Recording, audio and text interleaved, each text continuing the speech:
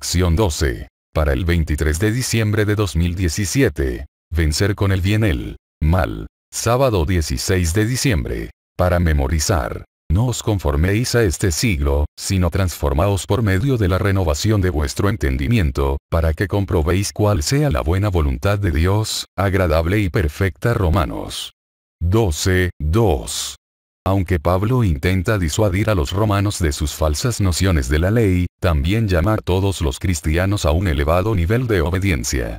Esta obediencia surge de un cambio interno en nuestro corazón y en nuestra mente, un cambio que viene solamente mediante el poder de Dios. Romanos no da ningún indicio de que esta obediencia se produzca en forma automática. El cristiano necesita instruirse en cuanto a cuáles son los requisitos y debe buscar el poder sin el cual esa obediencia es imposible. Pablo nunca tuvo intenciones de despreciar las obras. En los capítulos 13 al 15 hace gran hincapié en ellas. Con esto no niega lo que dijo antes sobre la justificación por la fe. Al contrario, las obras son la verdadera expresión de lo que implica vivir por fe. A los creyentes del Nuevo Testamento se les ha dado un ejemplo de comportamiento moral apropiado en Jesucristo. Nadie más que Él muestra el modelo para seguir. Haya, pues, en vosotros este sentir que hubo también en Noé, Moisés, ni Daniel, ni David, ni Salomón, ni Enoc, ni Débora, ni Elías, Cristo Jesús. Filipenses 2:5. La norma no puede ser más elevada que esta. Lunes 18 de diciembre. Pensar con cordura. Hemos hablado mucho este trimestre sobre la perpetuidad de la ley moral de Dios y hemos subrayado vez tras vez que el mensaje de Pablo en el libro de Romanos no enseña que la fe de alguna manera suprime los 10 mandamientos. Sin embargo, es fácil quedar tan atrapados en la letra de la ley que olvidamos el espíritu que hay detrás de ella. Y ese espíritu es el amor a Dios y amor hacia los demás. Si bien cualquiera puede profesar amor, evidenciar ese amor en la vida cotidiana puede ser un asunto completamente diferente. Lee Romanos 12:3 al 21. ¿De qué modo debemos manifestar amor por los demás? Al igual que en 1 Corintios 12:13, Pablo exalta el amor después de dedicarse a los dones del Espíritu. El amor, en griego, ágape, es el camino más excelente. Dios es amor. 1 Juan 4:8.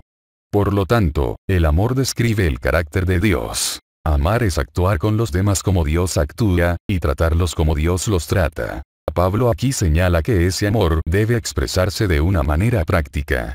Surge un principio importante, y es la humildad personal. La disposición a no tener más alto concepto de sí que el que debe tener. Romanos 12:3, una disposición a darse preferencia y respetarse mutuamente. Romanos 12:10, y la voluntad de no creerse los únicos que saben. Romanos 12:16. Las palabras de Cristo acerca de sí mismo. Llevad mi yugo sobre vosotros, y aprended de mí, que soy manso y humilde de corazón. Mateo 11:29, captan la esencia de esto. De todas las personas, los cristianos deberían ser los más humildes. A fin de cuentas, fíjate cuán impotentes somos. Fíjate en cómo hemos caído. Mira cuánto dependemos no solo de una justicia externa nosotros para la salvación, sino también de un poder que obre en nosotros para cambiarnos de una manera que nunca podríamos lograr por nuestra cuenta. ¿De qué podemos presumir? ¿De qué podemos jactarnos? ¿De qué podemos sentirnos orgullosos? Absolutamente de nada. Si partimos de esta humildad personal, no solo delante de Dios sino también ante los demás, debemos vivir como Pablo nos amonesta a hacerlo en estos versículos. Lee Romanos 12:18. ¿Cuán bien estás aplicando esta advertencia a tu propia vida hoy? ¿Necesitas realizar algún cambio de actitud para hacer lo que dice la palabra aquí? Lunes 18 de diciembre. Pensar con cordura. Hemos hablado mucho este trimestre sobre la perpetuidad de la ley moral de Dios y hemos subrayado vez tras vez que el mensaje de Pablo en el libro de Romanos no enseña que la fe de alguna manera suprime los 10 mandamientos. Sin embargo, es fácil quedar tan atrapados en la letra de la ley que olvidamos el espíritu que hay detrás de ella. Y ese espíritu es el amor a Dios y amor hacia los demás. Si bien cualquiera puede profesar amor, evidenciar ese amor en la vida cotidiana puede ser un asunto completamente diferente. Lee Romanos 12, 3 al 21. ¿De qué modo debemos manifestar amor por los demás? Al igual que en 1 de Corintios 12 y 13, Pablo exalta el amor después de dedicarse a los dones del Espíritu. El amor, en griego, ágape, es el camino más excelente. Dios es amor. 1 de Juan 4, 8. Por lo tanto, el amor describe el carácter de Dios. Amar es actuar con los demás como Dios actúa, y tratarlos como Dios los trata. Pablo aquí señala que ese amor debe expresarse de una manera práctica.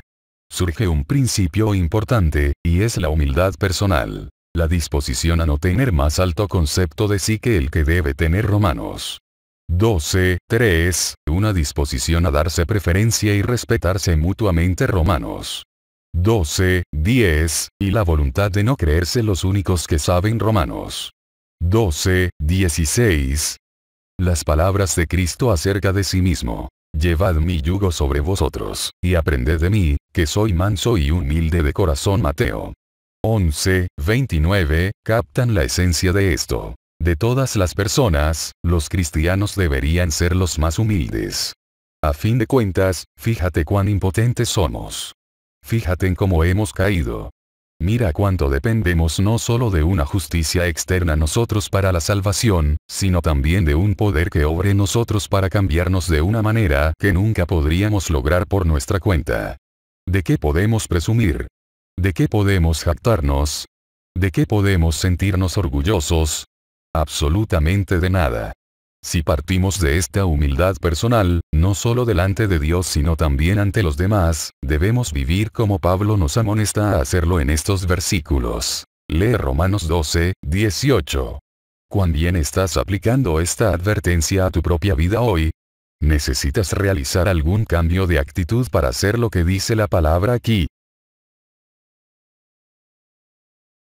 Martes 19 de diciembre. El cristiano y el Estado. Lee Romanos 13, 1 al 7. ¿Qué principios básicos podemos aprender de este pasaje sobre las formas en que debemos relacionarnos con el poder civil del gobierno? Lo que vuelve tan interesantes las palabras de Pablo es que escribió durante una época en la que un imperio pagano gobernaba el mundo, que podía ser increíblemente brutal, que era corrupto desde la base, que no sabía nada sobre el verdadero Dios y que en pocos años iniciaría una persecución masiva contra quienes querían adorar a ese Dios. De hecho, Pablo fue asesinado por ese gobierno. Sin embargo, a pesar de todo esto, Pablo promovía que los cristianos fueran buenos ciudadanos, incluso bajo un gobierno como ese. Sí. Y eso es porque la idea misma de gobierno se encuentra en toda la Biblia. El concepto, el principio de gobierno, fue ordenado por Dios. Los seres humanos necesitan vivir en una comunidad con reglamentos, estatutos y normas. La anarquía no es un concepto bíblico. Con todo, no significa que Dios apruebe todas las formas de gobierno o la manera en que se administran todos los gobiernos. Al contrario. No tenemos que ir demasiado lejos, ya sea en la historia o en el mundo actual, para ver algunos regímenes brutales. Sin embargo, incluso en situaciones como estas, en la medida de lo posible los cristianos deberían obedecer las leyes del país. Los cristianos deben prestarle al apoyo al gobierno mientras sus demandas no entren en conflicto con las demandas de Dios. Deberíamos considerar con mucho cuidado y oración, y en consulta con otros, antes de emprender un rumbo que nos enfrente con las autoridades existentes. Sabemos, por las profecías, que un día todos los seguidores fieles de Dios se enfrentarán con los poderes políticos que controlan el mundo. Apocalipsis 13. Hasta entonces, debemos hacer todo lo posible, ante Dios, para ser buenos ciudadanos en cualquier país en el que vivamos. Hemos de reconocer los gobiernos humanos como instituciones ordenadas por Dios mismo, y enseñar la obediencia a ellos como un deber sagrado, dentro de su legítima esfera. Pero, cuando sus demandas estén en pugna con las de Dios, hemos de obedecer a Dios antes que a los hombres. La palabra de Dios debe ser reconocida sobre toda otra legislación humana. No se nos pide que desafiemos a las autoridades. Nuestras palabras, sean habladas o escritas, deben ser consideradas cuidadosamente, no sea que por nuestras declaraciones parezcamos estar en contra de la ley y del orden, y dejemos constancia de ello. No debemos decir ni hacer ninguna cosa que pudiera cerrarnos innecesariamente el camino. Hechos de los Apóstoles, página 56.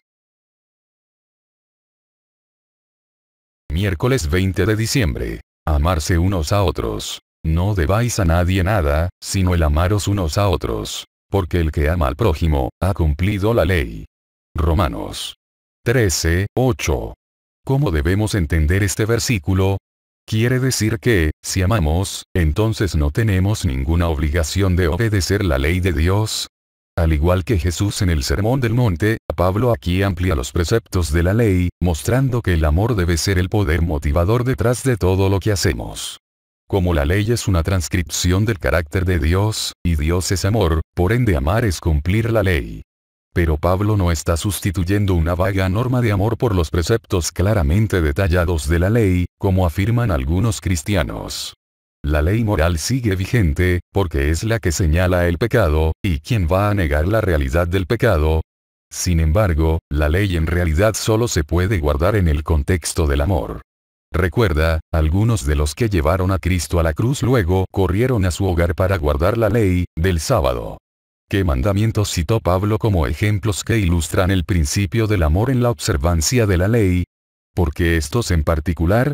Romanos 13, 9, 10. Curiosamente, el factor del amor no era un principio recientemente instaurado.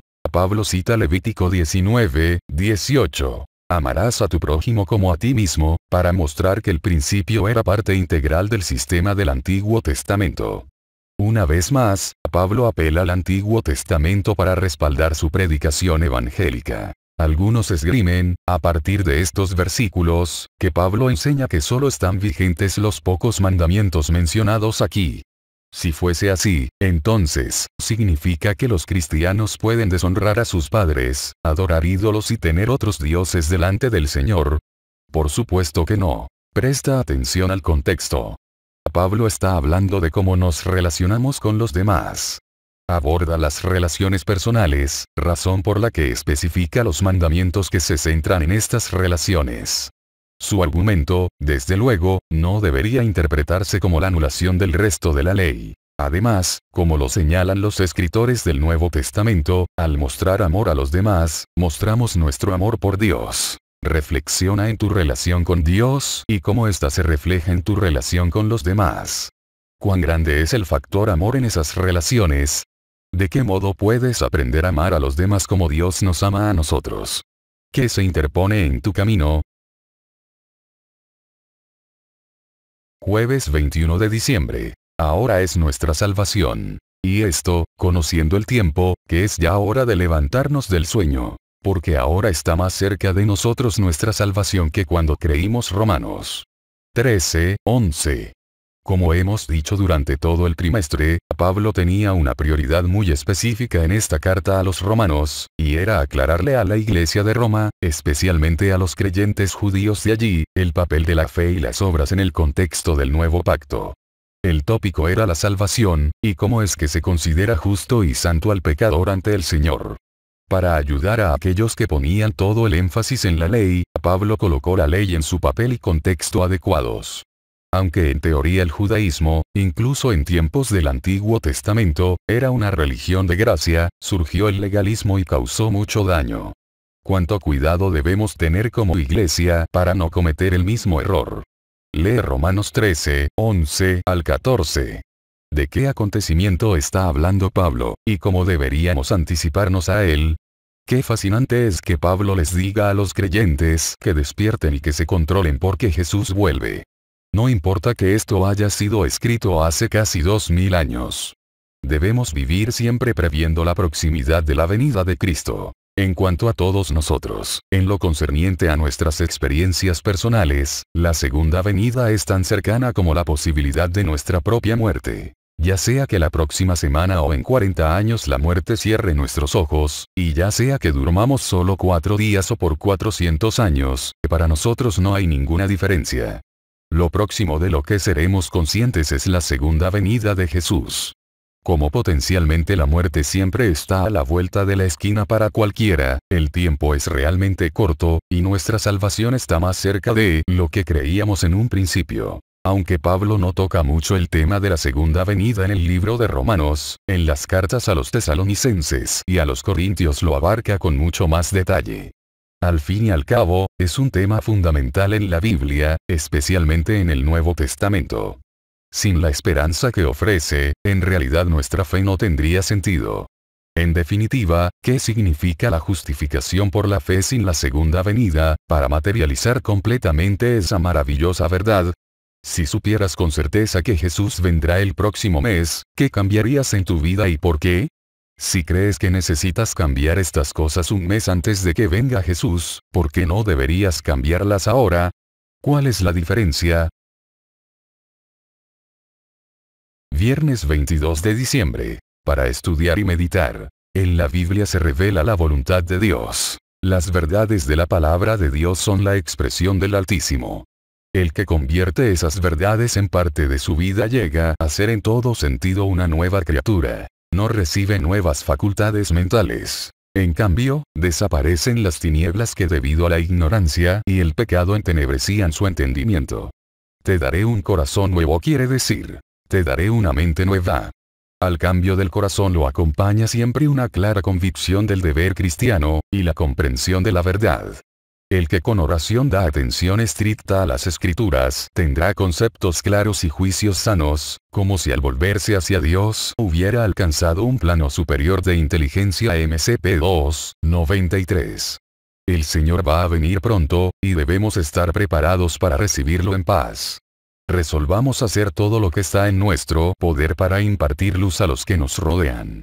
No debemos estar tristes, sino alegres, y recordar siempre al Señor Jesús. Él va a venir pronto, y debemos estar listos y aguardar su aparición. Oh, cuán glorioso será verlo y recibir la bienvenida como sus redimidos. Largo tiempo hemos aguardado, pero nuestra esperanza no debe debilitarse. Si tan solo podamos ver al Rey en su hermosura, seremos bienaventurados para siempre. Me siento inducida a clamar con gran voz. Vamos rumbo a la patria. Nos estamos acercando al tiempo cuando Cristo vendrá con poder y grande gloria para llevar a sus redimidos a su hogar eterno. T. 8:264. Preguntas para dialogar. 1. Repasen en la clase la pregunta al final del estudio del jueves. ¿Cuáles fueron las respuestas que dieron y cómo las justificaron? 2. El tema de cómo ser buenos ciudadanos y buenos cristianos puede ser muy complicado a veces. Si alguien acudiera a ti en busca de consejo para defender lo que cree que es la voluntad de Dios, aunque esto le generará conflictos con el gobierno, ¿qué dirías? ¿Qué consejo le darías? ¿Qué principios deberías seguir? Porque es algo que deberíamos manejar con toda seriedad y oración. Después de todo, no todos los que son arrojados al foso de los leones salen ilesos. 3. ¿Qué crees que es más difícil de lograr? ¿Cumplir estrictamente la letra de la ley o amar a Dios y amar a los demás incondicionalmente? ¿O podrías argumentar que esta pregunta presenta una falsa dicotomía? Si es así, ¿por qué? 4. Al acercarnos al final de este trimestre, conversen en clase de lo que han aprendido del libro de Romanos, que nos ayuda a entender por qué la reforma fue tan importante. ¿Qué nos enseñó Romanos sobre lo que creemos y por qué?